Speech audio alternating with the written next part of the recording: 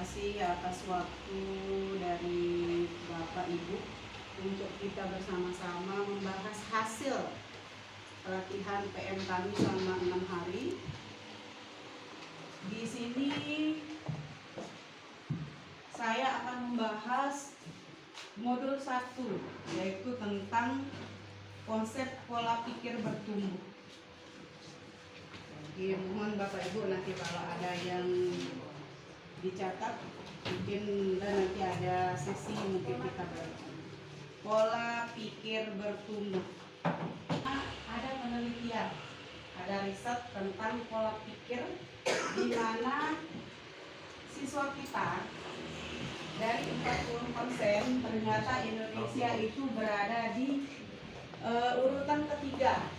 Pola pikirnya masih tetap belum berkembang, belum berkembang pola pikirnya. Dari situ jadinya menteri kita mengembangkannya menjadi pembelajaran mendaring. Jadi karena setelah diteliti, anak-anak didik kita ini masih jauh dari berpikir bertumbuh. Selanjutnya Tiang akan langsung kepada apa sih pengertian dari pola pikir bertumbuh itu. Pola pikir bertumbuh itu adalah ketika setiap manusia memiliki pola pikir berbeda atau cara pandang yang berbeda dalam menentukan sesuatu sesuai dengan persepsi masing-masing. Jadi pola pikir bertumbuh ini adalah fondasi dari keterampilan yang akan berdampak pada tindakan yang merujuk kepada hasilnya. Jadi maksudnya di sini bahwa pola pikir itu berawal dari pola pikir kita, terus dilanjutkan dengan tindakan dan hasilnya. Apa yang kita pikirkan, terus apa solusinya, kemudian kita terapkan di solusi itu. Jenis-jenis pola pikir. Di sini ada 2 jenis pola pikir, yaitu pola pikir growth mindset dan fixed mindset. Growth mindset memiliki keyakinan jika kecerdasan dan keterampilan bisa dikembangkan lewat belajar. Sedangkan fixed mindset memiliki keyakinan bahwa jika kecerdasan dan keterampilan bersifat tetap dan tidak dapat berubah. Misalnya kita menghadapi tantangan. Kalau orang yang berpikir fixed mindset, dia akan diam, tidak ada pergerakan dan menerima masalah itu saja. Ketika dihadirkan dengan challenge atau tantangan, orang yang berpikir tetap atau yang kita maksud PPT, disingkat PPT, mereka akan menghindar dari challenge itu. Sedangkan orang yang punya pola pikir bertumbuh, dia akan menerima challenge itu. Atau misalnya ketika seseorang menerima kritikan, orang yang berpikir PPT, dia akan merasa bahwa kritik itu adalah serangan untuk dia. Tetapi ketika seseorang berpikir pola pikirnya bertumbuh, maka dia akan menyerap informasi itu sebagai rujukan dia untuk perbaikan-perbaikan. Jadi, itu adalah 2 jenis pola pikir. Selanjutnya intervensi pola pikir, di mana berdasarkan pada hasil penelitiannya yang menunjukkan bahwa intervensi pola pikir memberikan kontribusi yang sangat baik dalam meningkatkan prestasi akademik murid. Hal yang akan menjadikan intervensi pola pikir menjadi alternatif mengintervensinya, mereka akan menarik kesimpulan dari pola pikirnya. Di sini merujuk kepada hasilnya. Terus kalau prosedur, di sini ada 4, yaitu prosedur intervensi pola pikir, di mana orang yang berpikir intervensi pola pikir itu memiliki langkah-langkah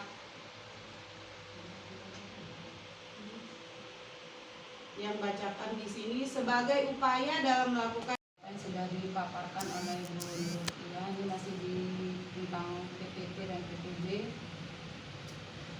Jadi di sini dari pola pikir tetap ke pola pikir bertumbuh.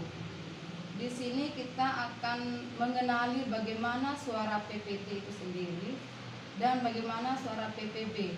Di sini kita bisa merenungkan, bisa merenung diri apakah kita sudah termasuk ke PPT atau ke PPB. Di mana di sini untuk belajar suara PPT itu menyangkut tentang suara yang menimbulkan kekhawatiran. Jadi PPT itu penuh dengan kekhawatiran di dalam menghadapi tantangan atau kesulitan. Kemudian kalau PPB itu suara yang menimbulkan optimisme dalam menghadapi tantangan atau kesulitan. Di mana PPT ini kekhawatirannya dia akan menyadari bahwa kita itu punya pilihan. Kemudian baru akan melakukan aksi sesuai dengan PPB itu tadi. Di sini ada contoh antara suara pola pikir tetap dan suara pola pikir bertumbuh. Misalnya di sini suara PPT.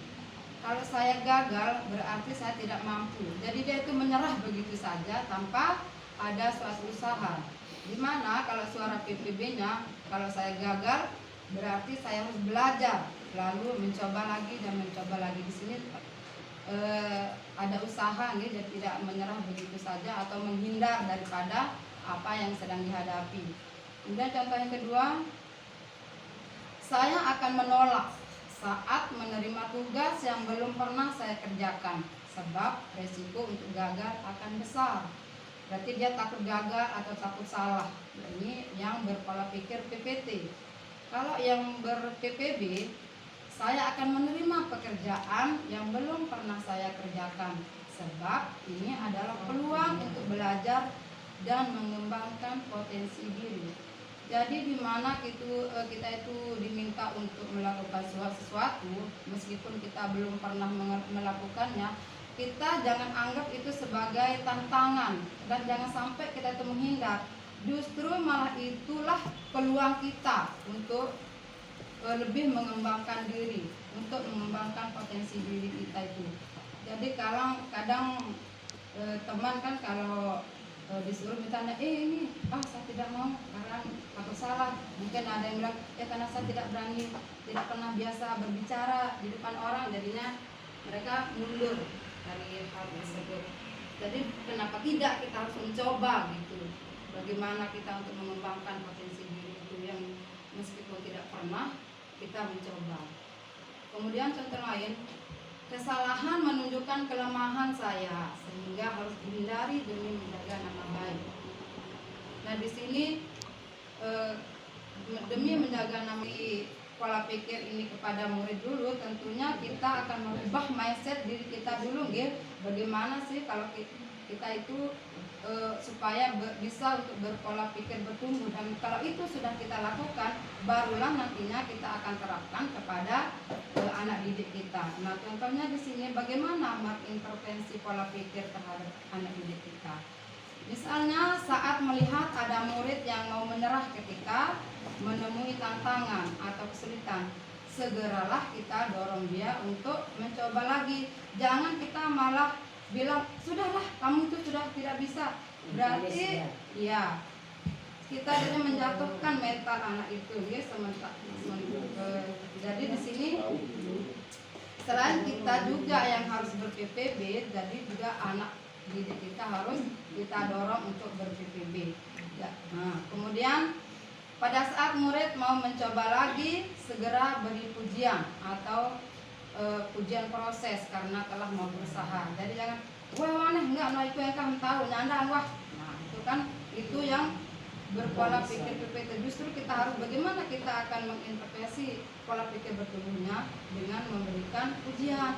Nah itu sudah bagus, lebih ditingkatkan lagi. Mungkin lebih belajar lebih. Nah contohnya seperti itu lanjut memberikan ujian proses. Jadi jangan memuaskan anak dengan hasilnya sampai di situ. Kamu sudah dapat 100 ya sudahlah belajar sampai di situ saja. Justru kita harus memberikan ujian proses untuk mau berusaha kembali.